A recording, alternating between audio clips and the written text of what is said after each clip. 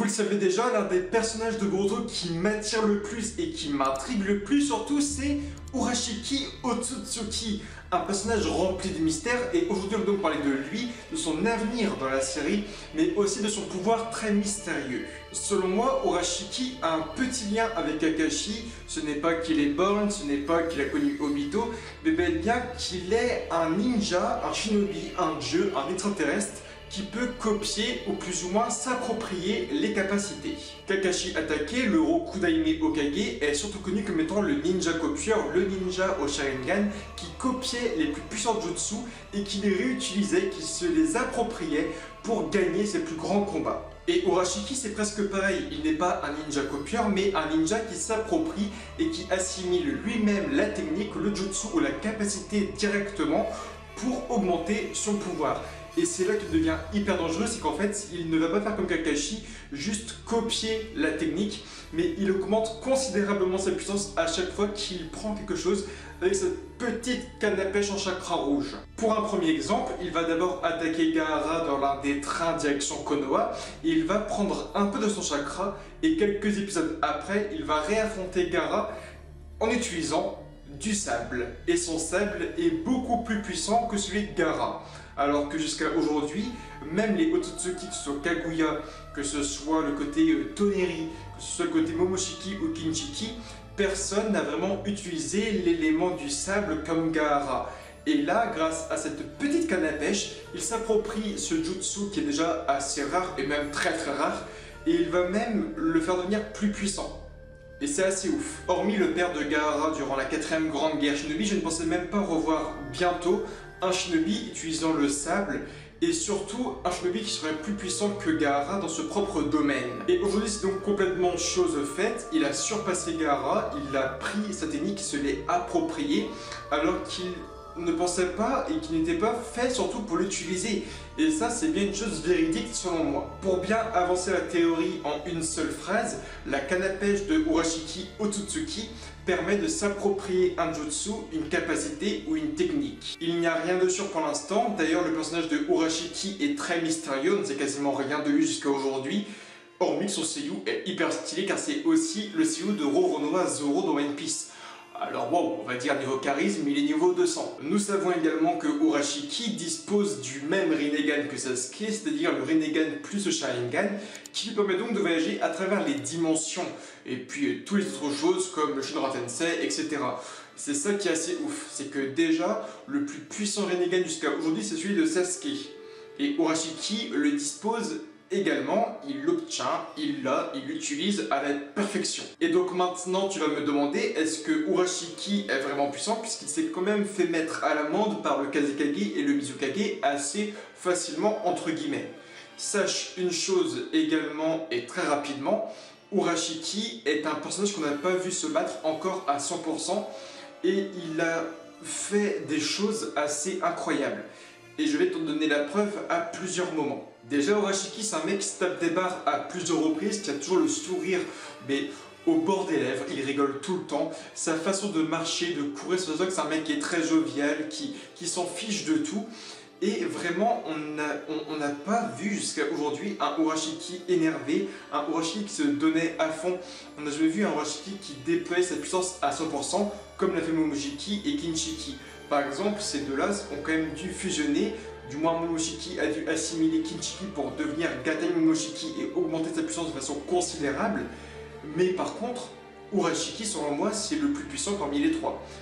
Si tu prends Momoshiki, Kinshiki et Urashiki, Urashiki est de loin le plus puissant. Encore une fois, il n'y a pas beaucoup de preuves là-dessus, mais via son comportement, via sa façon d'être, sa façon de parler, sa façon de réagir, sa façon de visualiser le combat, de considérer son adversaire, ça se voit que c'est un mec qui n'est pas du tout sérieux, et quand il sera sérieux par contre, il va faire énormément du mal. Si Urashiki n'avait aucune compétence et si Urashiki était complètement faible, de 1, on ne l'aurait pas eu dans la série, s'il n'apporterait rien, il ne serait pas venu. De 2, il ne serait pas parti dans une autre dimension en laissant Momoshiki, Kinshiki sur Terre mourir. Là, il a pris la fuite, il a un plan en tête, c'est que Urashiki, face à Gaara et Mizukage, il a visualisé quelque chose d'intéressant pour pouvoir s'échapper et faire quelque chose. Et jusqu'à aujourd'hui, je ne vais pas vous mentir, je regarde le manga qui a sûrement moins une cinquantaine d'épisodes devant vous, donc je parle de l'épisode 76 environ. On est environ à une cinquantaine d'épisodes devant, je pense. Et vraiment, pour tout vous dire, on n'a aucune information d'Urashiki, que ce soit dans le manga, dans l'anime, dans un OAV, dans un film, via un artwork, via un dessin de Ikimoto, de Kishimoto, on n'a aucune info sur Urashiki. Dans le manga papier, par contre, on parle beaucoup de Kaara, de Jigen et de Kashin Koji avec le mystère de Jiraiya, mais n'oubliez pas que dans Boruto, il y a 3 camps. Il y a le côté humain avec Boruto, Naruto, Sasuke, il y a le côté Kaara, l'organisation, un peu le côté cyborg avec Kashin Koji, Jigen, Kawaki, et on a le côté extraterrestre qui est quand même extrêmement puissant.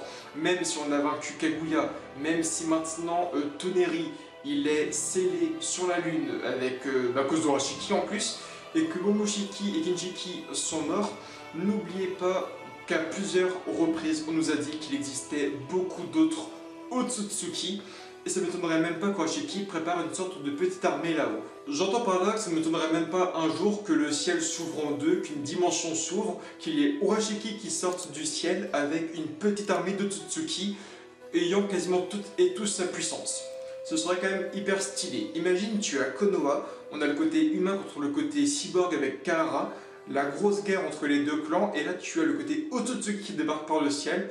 On va avoir 3 armées qui vont se battre ensemble, et ce serait complètement ouf. Extraterrestre, cyborg contre humain, ce serait magique. On va donc aussi enfin venir au côté donc miniature de la vidéo, c'est le fait que Urashiki ait aussi pris le chakra de Mitsuki qui passait en mode Sennin.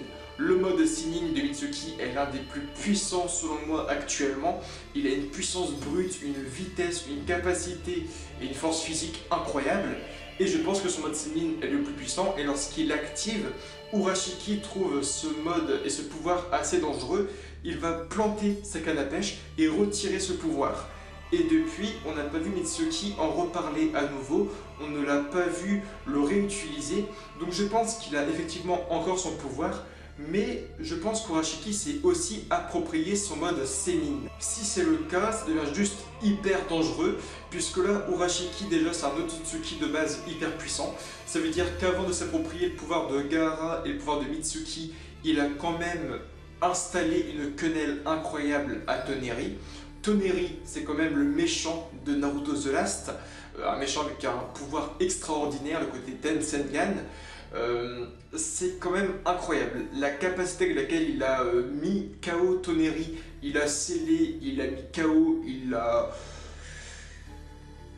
Sors tous les mots que tu veux, il a quenelle. Déjà à l'époque, je trouvais ce Toneri hyper puissant via la confrontation qu'il y a eu avec Toneri. Mais là, il est encore une fois passé à un niveau au-dessus, puisqu'il a pris le pouvoir donc, et la nature de chakra de Gaara, qui d'ailleurs est plus puissante maintenant que celle de Gaara, puisqu'à plusieurs moments dans leur combat, ils vont recopier les Menjutsu et Urashiki le surpasse sur plusieurs points de vue. Et il a aussi pris le côté Sennin mode de Mitsuki. Et voilà, juste pour une information, la première fois que Mitsuki utilise son Sennin mode, il ne le maîtrise pas. Quand on le voit avec le Mitsuki adulte et Orochimaru, lorsque Mitsuki enfant utilise son mode Sennin, il ne maîtrise pas du tout son chakra, il ne maîtrise pas la chose. C'est la première utilisation. Imaginez ce que Urashiki pourrait faire s'il maîtrisait ce pouvoir avec le sable de Gaara plus le Rinnegan de Sasuke. Sans oublier qu'entre-temps, il risque de copier d'autres techniques de puissants shinobi. Autre petite information selon moi, c'est que Urashiki Otsutsuki est doublé dans l'anime par le même seiyuu que Roronoa Zoro. Et c'est un truc qui est tout bête par exemple, je vais vous le dire à plusieurs reprises, c'est que quand on prend un seiyuu par exemple qui est assez connu, assez populaire, un seiyuu qui est très connu dans la Japanimation, et qu'on le prend pour une série, c'est un peu comme tout. Plus le seiyuu est populaire, plus le seiyuu est connu, plus il va aussi demander de l'argent et plus il sera coûteux pour le studio d'animation. Je prends le cas de Seoneru et Perina. Le fait qu'ils aient 2 seiyuu assez connus au Japon, c'était quasiment sûr qu'ils auraient eu au moins un épisode sur eux, qu'ils auraient eu au moins une histoire et un background. C'était sûr. On ne peut pas ramener un seiyuu aussi connu et aussi populaire pour le faire mourir sans même qu'il parle, sans même qu'il explique d'où il vient, sans même qu'il explique son histoire. Là, c'est le seiyū de Roronoa Zoro qui est selon moi, je crois, d'après ce que j'ai vu, l'un des seiyū les plus appréciés au Japon. Et je pense bel et bien que lorsque on ramène un seiyū comme lui, c'est pas pour qu'il meure en 2 épisodes, ce n'est pas pour qu'il dure une seule saison. Et je pense qu'Urashiki pourra bel et bien devenir l'espèce de leader du côté Otsutsuki. Il a un grand sens d'observation, il est très technique, on ne l'a même pas vu se battre sérieusement. Il copie pour l'instant les techniques de fou, il a un Sennin mode, il a le Rinnegan, le Sharingan, il a le Jutsu, l'élément donc on va dire allez, d'automne de Gaara. Voilà. Il va encore copier d'autres choses, qu'il va s'accaparer le Rasengan de Konohamaru, ou de Boruto, ou de Naruto, ou de Kashin Koji peut-être. On ne sait pas. Mais voilà, je pense qu'il a tout pour être le leader maintenant du côté Otsutsuki.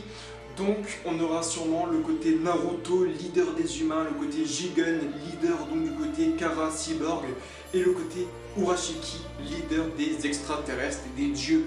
Franchement, méfiez-vous parce qu'il va copier d'autres techniques et il nous réserve du lourd. Pour finir la vidéo, enfin, c'est que, en effet, il y a beaucoup de mystères, encore une fois, sur l'avenir de ce personnage, puisqu'il n'est pas encore apparu dans le manga papier en 27 chapitres, si je ne me trompe pas, ou 28 chapitres. Il n'est pas encore apparu. Toujours, méfiez-vous de ça. Même si Urashiki n'est pas apparu dans le manga, ça ne veut pas dire qu'il n'est pas important.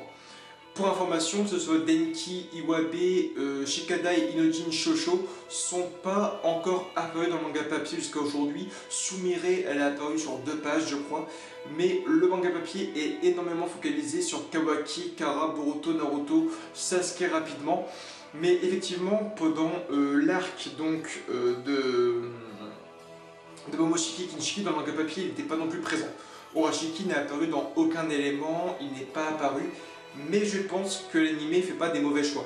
Je pense qu'Urashiki ne peut pas être seulement canon à l'anime comme le Blue Kaioken est officiel seulement à l'anime. Là, on parle d'Urashiki qui est un dieu qui a été dessiné par Kishimoto la première fois et tout. C'est quand même un personnage hyper important. Donc je pense qu'on ne va pas seulement l'officialiser dans l'anime. Il arrivera tôt ou tard, je pense, dans le manga et il faut s'en méfier.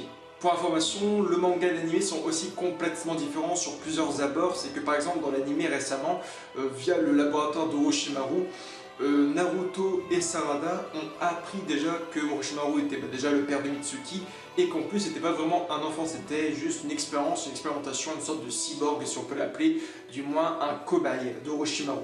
Mitsuki n'est pas vraiment son enfant, c'est une expérimentation. Dans le manga papier, c'était fait il n'y a pas longtemps. Dans le manga papier, c'était dans les alentours du chapitre 24 ou 25, où Mitsuki expliquait que Kawaki était un cyborg. Et Mitsuki expliquait, bah tu vois, le mec qui est à terre, la Kawaki, bah, il est un peu comme moi. Moi aussi, je suis un peu un cyborg, je suis une création d'Orochimaru. Et Boruto et Sarada l'apprenaient comme ça.